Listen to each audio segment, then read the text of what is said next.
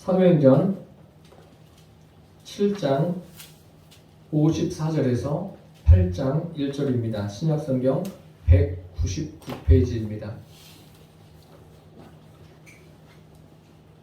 한 절씩 교독하시겠습니다. 제가 먼저 읽겠습니다.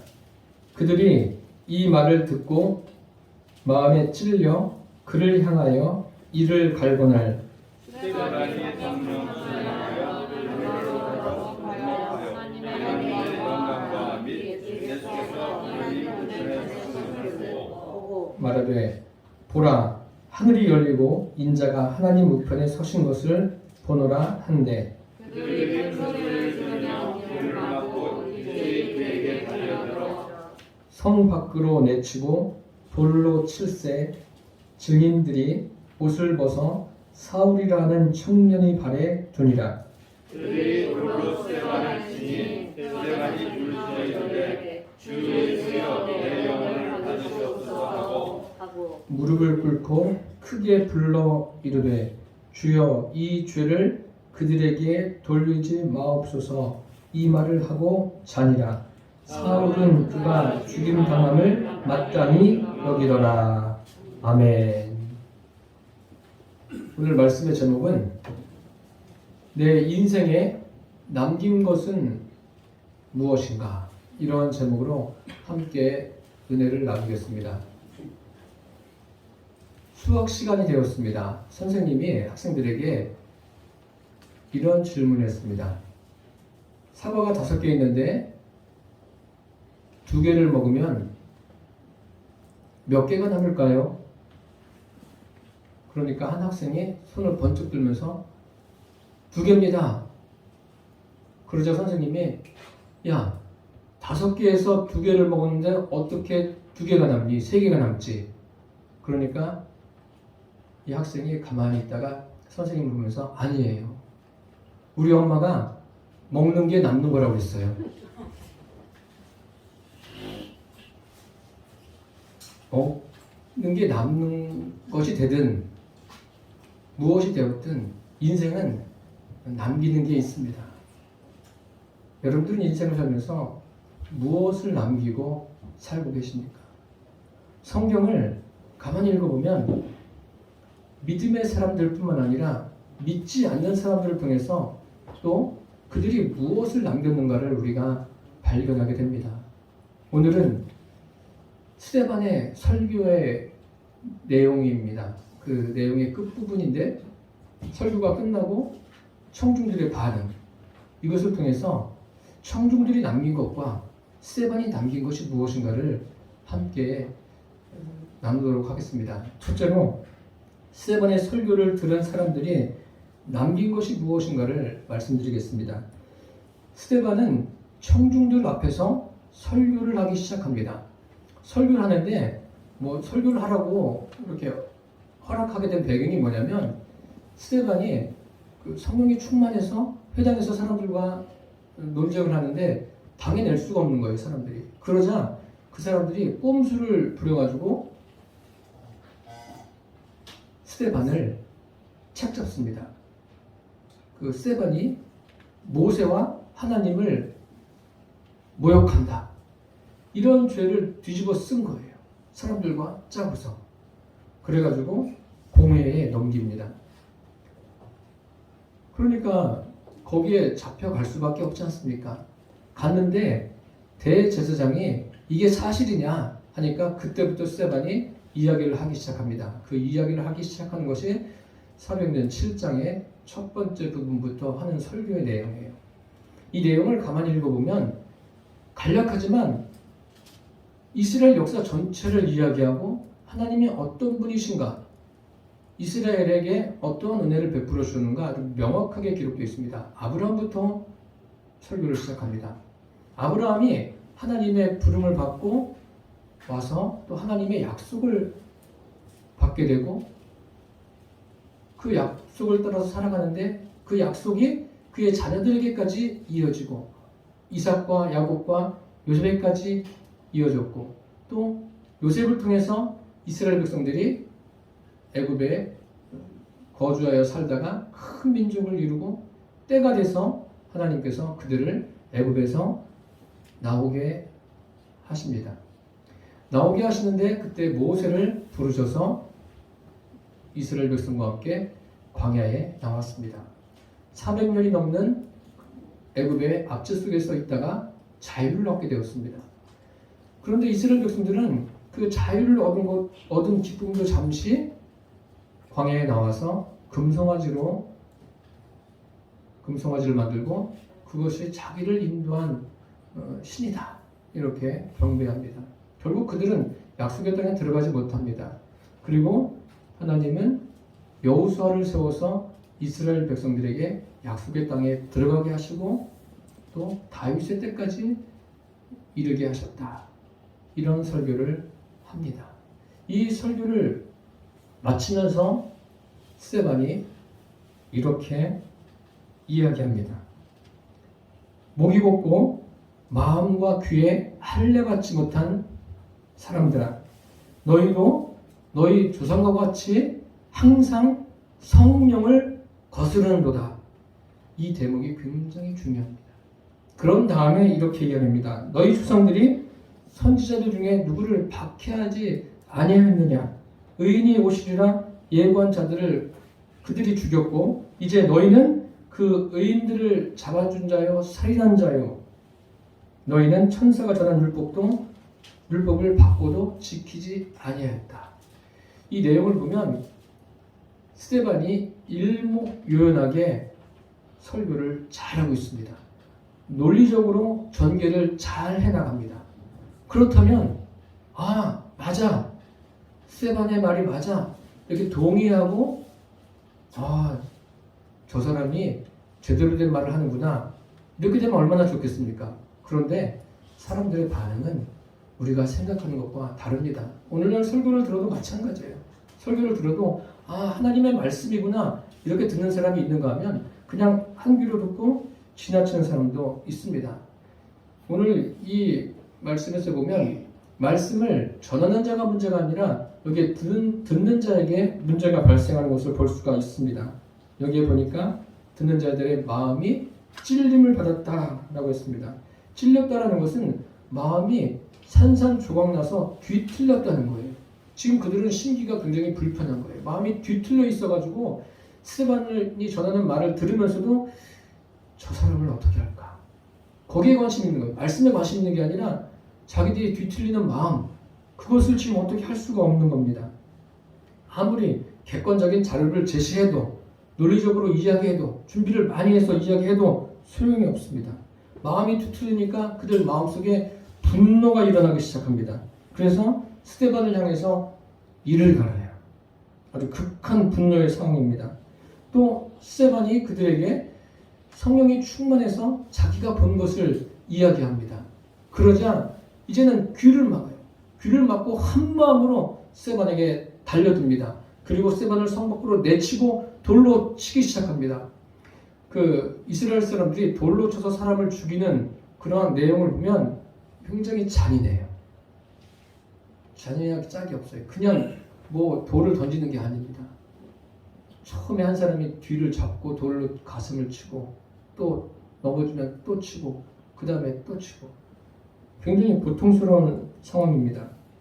이런 상황에서 또 사울이라는 사람은 그의 그 순교당함, 죽는 것을 마땅하게 여겼습니다. 이 설교를 듣는 사람들이 지식이 없는 사람들이 아니에요. 지식을 가지고 있는 지성인들입니다. 그 당시에 이스라엘을 지도하고 있는 지도자들입니다. 그리고 물론 지도자들 외에도 다른 사람들이 있었겠죠.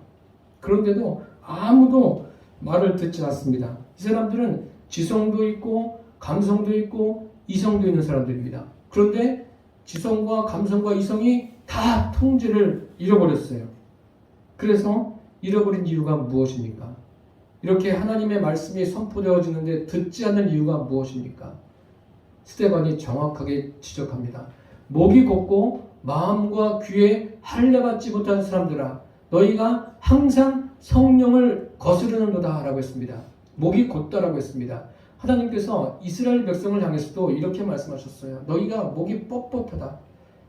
하나님께서 말씀을 해주시고 그들의 삶에 필요한 것들을 공급해 주시고 인도해 주시고 보호해 주셨음에도 불구하고 하나님의 말씀을 듣지 않아요.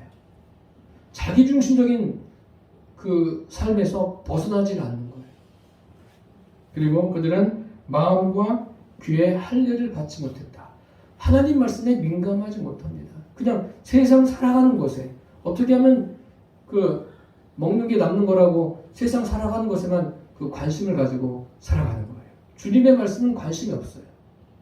그런 상태예요. 주님이 그들의 모든 삶을 뭐 한두 사람 책임져 주신 것이 아니라 수십만에서 수백만의 삶을 책임져 주셨음에도 불구하고 하나님의 말씀에는 관심이 없습니다. 그리고 항상 성령을 거스른다. 성령을 대항하는 거예요.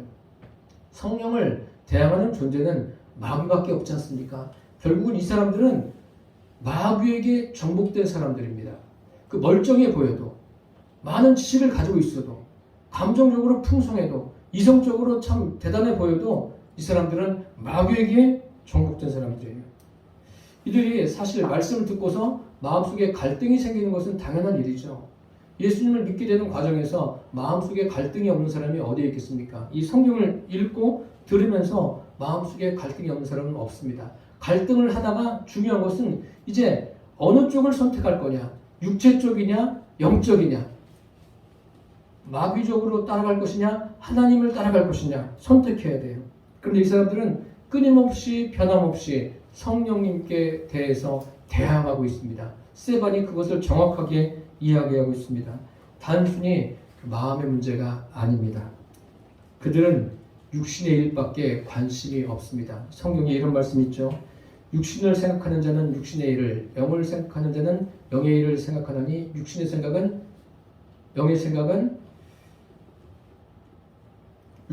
사망이요 영의 생각은 생명과 평안이다. 육신의 생각은 하나님과 원수가 된다라고 했습니다. 그렇다고 우리가 육신을 입었는데 육신의 생각이 다 하나님과 원수입니까?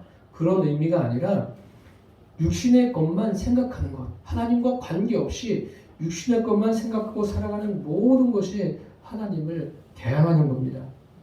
하나님과 원수되게 만드는 것이 뭐예요? 그게 바로 마귀의 역사 아닙니까? 성경에 가룟유다의 마음에 마귀가 벌써 시몬의 아들 가룟유다의 마음에 예수를 팔려는 생각을 넣었다라고 하지 않았습니까? 가룟유다가 예수님을 판 것은 그냥 갑자기 기분이 나빠서 자기 뜻대로 되지 않아서 그런 것이 아니라 마귀가 그의 마음을 정복해버린 거예요. 마귀에게 넘어간 거예요. 그러니까 가룟유다도 주님께 가까이 있으면서 주님이 하시는 일을 듣고 주님의 말씀을 많이 듣고 그렇게 살았지만 결국은 마귀에게 정복된 인생이 되고 말았습니다. 그러니까 가룟유다의 인생에 남는 것은 마귀에게 정복된 것밖에 남지 않은 거예요. 마귀에게 마음이 정복되니까 하나님 말씀이 들리지 않아요. 자기가 다 안다고 생각해요. 알지도 못하면서. 이것이 자기중심적인 사고와 자기 생각에 똘똘 뭉친 거예요. 그래서 귀를 막고 있는 거죠. 지금 여기 스데반이 설교할 때 그 청중들처럼 귀를 막는 거예요. 성경에 통제가 되지 않는 사람들의 이야기가 나오지 않습니까? 구약 성경에 보면 이스라엘 왕 사울은 하나님께서 부르셨을 때 참 겸손한 사람이었습니다. 나라를 통치하면서 한 2년 정도는 하나님의 마음에 맞게 하나님이 원하시는 대로 나라를 잘 이끌어 갔습니다. 그런데 그 이후에는 사람이 돌변해 버렸어요. 그 돌변해 버린 이유가 다른 데 있는 것이 아니라 악신이 그의 마음속에 들어갔기 때문에 그렇습니다. 그래서 결국은 그는 인생을 어떻게 살아갑니까? 그는 자기의 그 인생의 끝을 어떻게 마무리하냐면 하나님의 은혜 가운데 마무리한 것이 아니라 마귀에게 그 인생이 완전히 정복되고 맙니다. 이 마귀에게 정복되었다는 것이 얼마나 비참한가 하면 그 거라사 지방에 귀신 들린 사람을 보면 이 사람은 무덤에서 살았어요. 그리고 사람들이 하도 감당하기 힘드니까 쇠사슬로 묶어놓습니다. 쇠사슬로 묶어놓으니까 이 정도면 됐겠지 하는데 그것을 막 끊어버려요.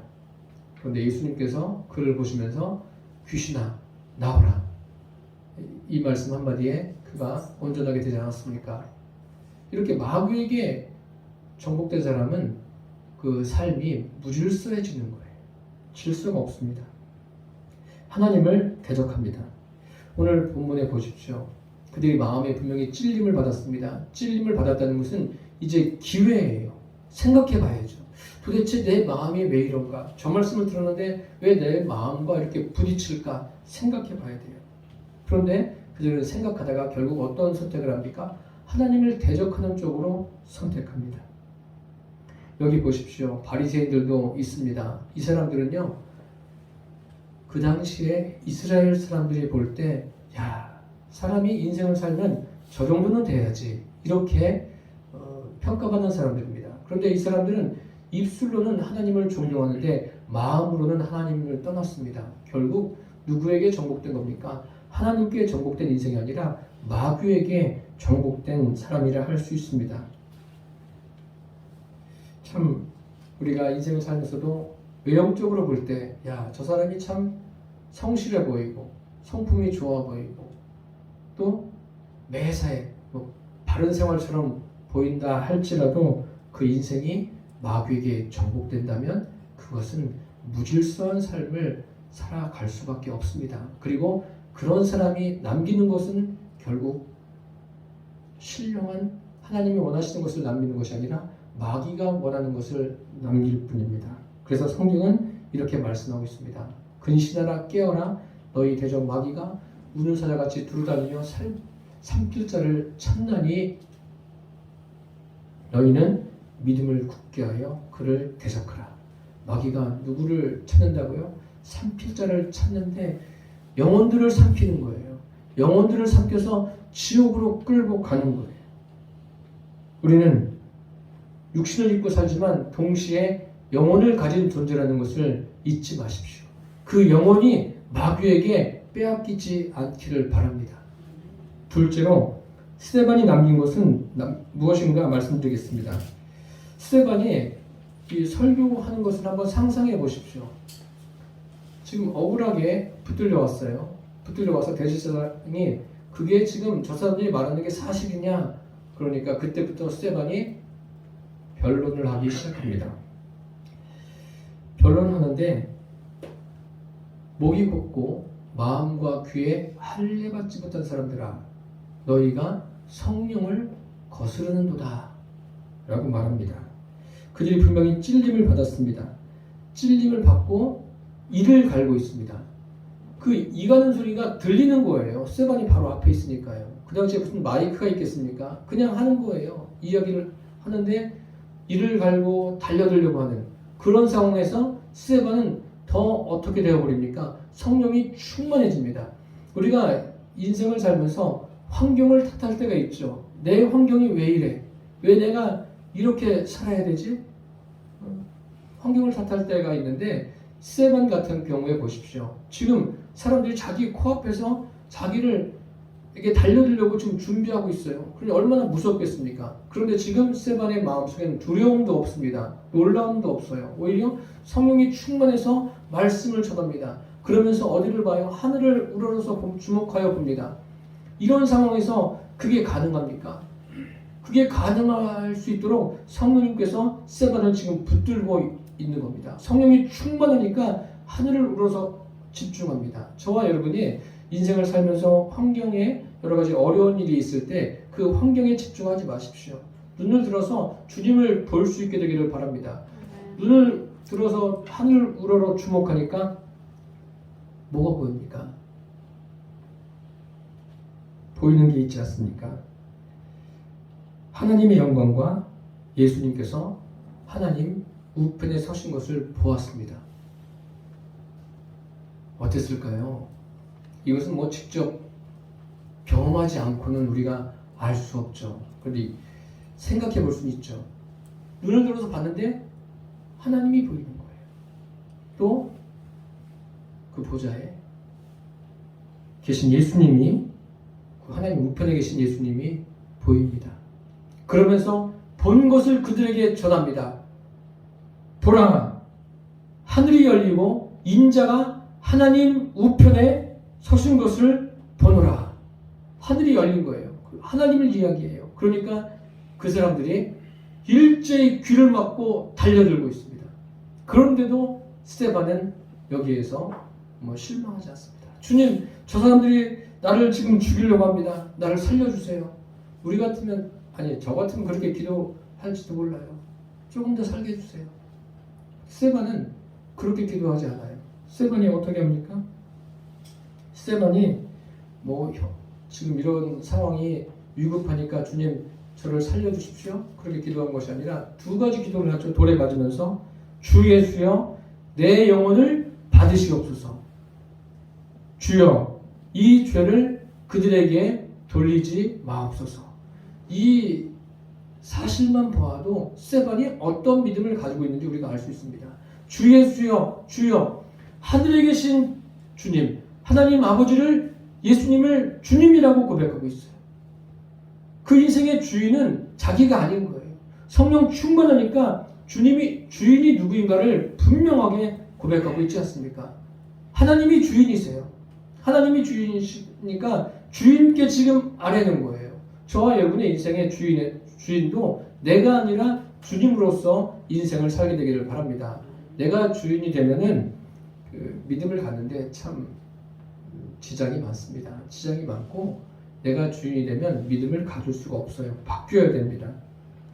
그러면서 주님께 무엇을 합니까? 자기 영혼을 부탁해요. 다른 것을 부탁하는 것이 아니라 자기 영혼. 그러니까 자기가 어떠한 존재인가 분명하게 알고 있는 거예요. 영적인 존재인 것을 알고 주님께 자기의 영혼을 부탁하고 있습니다. 여러분, 여러분의 인생을 살면서 어떤 부족함이 있을 때 다른 사람의 도움을 요청할 수 있지만 영혼을 맡길 수 있는 분들이 계십니까? 부모님에게 여러분 영혼을 맡길 수 있어요? 여러분 자녀에게 영혼을 맡길 수 있습니까? 여러분 가까이 있는 친척에게, 친구들에게 영혼을 맡길 수 있습니까? 영혼을 맡길 수 있는 분은 살아계신 하나님 한 분 외에는 없습니다. 유일하신 참 하나님 그분께만 내 영혼을 맡길 수 있는 거예요. 지금 오늘 교회에 오신 이유가 뭐예요? 내 영혼을 주님께 맡기는 거예요. 주님의 주님 되심을 인정하고 내 영혼을 맡기기 위해서 더 주님께 가까이 나가기 위해서 이 자리에 온 거예요.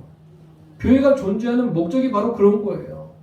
교회가 사람들이 많아지면 성전을 건축하고 그래서 거기에서 즐겁게 교제하고 그것은 부수적인 문제입니다. 제일 중요한 것은 교회가 그 모양이 어떻든지 간에 온 사람들이 다 영혼 구원 받아야 돼요. 영혼을 구원함에 이르는 믿음을 모두 가져야 돼요. 지금 스데반이 그런 거예요. 주님께 자기 영혼을 부탁하고 있습니다. 그리고 이 죄를 그들에게 돌리지 마옵소서. 지금 마귀에게 정복된 사람들은 스데반이 전하는 말을 깨닫지 못합니다. 스데반은 지금 마귀에게 정복된 사람이 아니라 하나님께 성령의 능력에 정복된 사람이에요. 저와 여러분이 그렇게 되기를 바랍니다. 이들은 마음에 갈등이 일어났지만 잘못된 선택을 하고 있어요. 성령을 거슬러서 행하고 있습니다. 이 세상에 살아가는 사람들의 기준으로 가장 큰 죄가 뭐죠? 사람을 해치는, 생명을 해치는 죄가 가장 큰 죄겠죠? 그렇지만 하나님이 보실 때 가장 큰 죄는 뭔지 아십니까? 예수님을 믿지 않는 게 가장 큰 죄예요. 사람들은 내가 죄인이 아니라고 말하죠. 나는 성실하게 살았어, 착하게 살았어. 다 소용없어요. 내 마음속에 예수님을 주인으로 믿지 않으면 그 영혼은 구원받지 못합니다. 스데반이 지금 주여 이 죄를 그들에게 돌리지 마옵소서 이렇게 구한 것은 그들의 영혼을 보면서 불쌍한 거예요. 그 영혼이. 마귀에게 붙들려 있는 그 영혼이 불쌍한 거예요. 여러분 그게 보이십니까? 예수 믿지 않는 사람들은 마귀에게 붙들린 거예요. 마귀에게 정복된 사람이에요. 거기에 무슨 행복이 있고 기쁨이 있고 즐거움이 있겠습니까? 물론 육신적인 즐거움은 있겠죠. 육신적인 즐거움, 기쁨 왜 없겠습니까?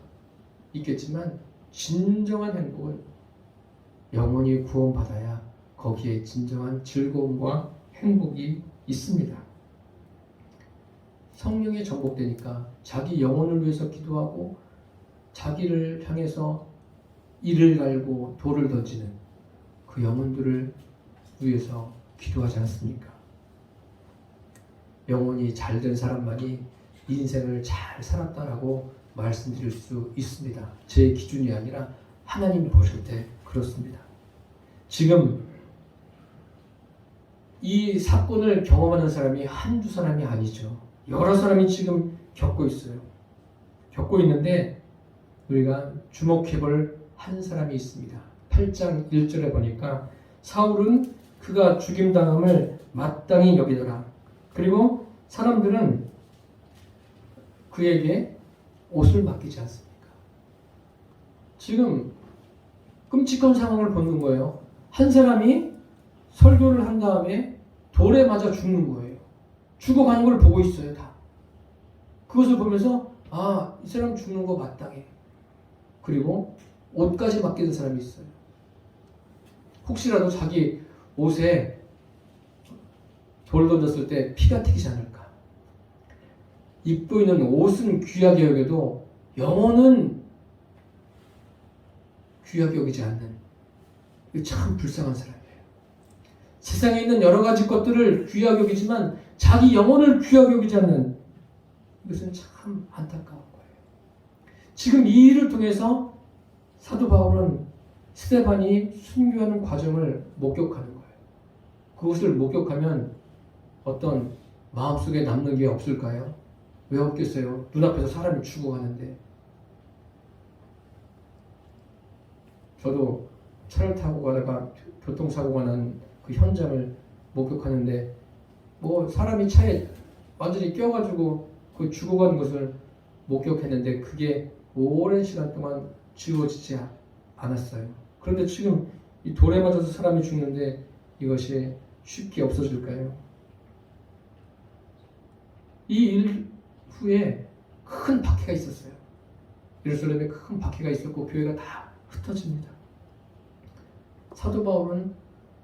사울은 더 열심히 예수 믿는 사람들을 붙잡아 오려고 애쓰지 않습니까? 그러다가 다메섹 도상에서 예수님을 만납니다. 이 사건이 사도 바울 마음속에도 계속해서 갈등이 일어나게 한 거예요. 야, 저 사람이 어떻게 저렇게 할 수 있을까? 무엇 때문에 목숨을 아끼지 않고 저렇게 할 수 있을까? 성령에 붙들린 거예요. 성령에 정복된 사람만이 할 수 있는 겁니다. 이것은 뭐 결단을 해서 되는 게 아니에요. 목회도 그런 거예요.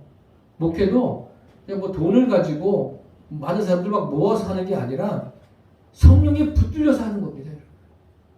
주님이 가라는 대로 가는 거예요. 선교사님들도 그런 거 아닙니까? 선교지에 가서 내가 아무런 연고도 없는 그곳에 가서 복음을 전하고 자기 인생을 바치는 분들이 얼마나 많아요. 주님의 명령을 따라 가는 거예요.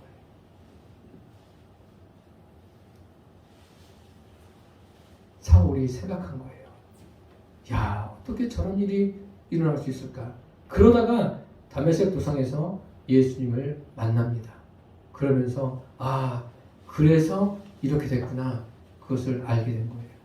사울도 마귀에게 정복된 사람이었는데 그 인생에 남는 것이 마귀에게 정복된 그 삶밖에 없었는데 예수님을 만난 다음에는 성령님께 붙들립니다. 성령님께 정복된 사람으로 바뀌어요.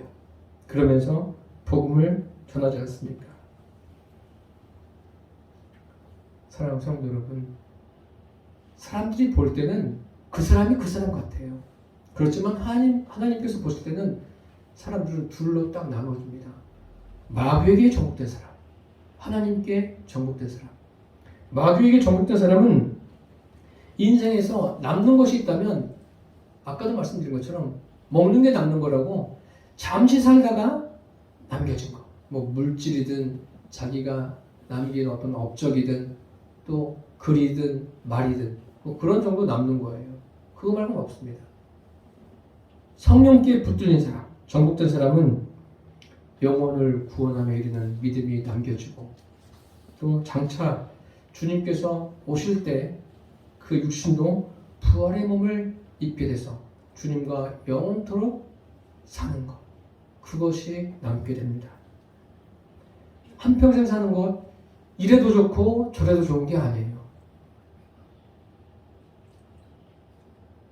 자기 중심적인 그 삶에서 빨리 탈피해야 돼요.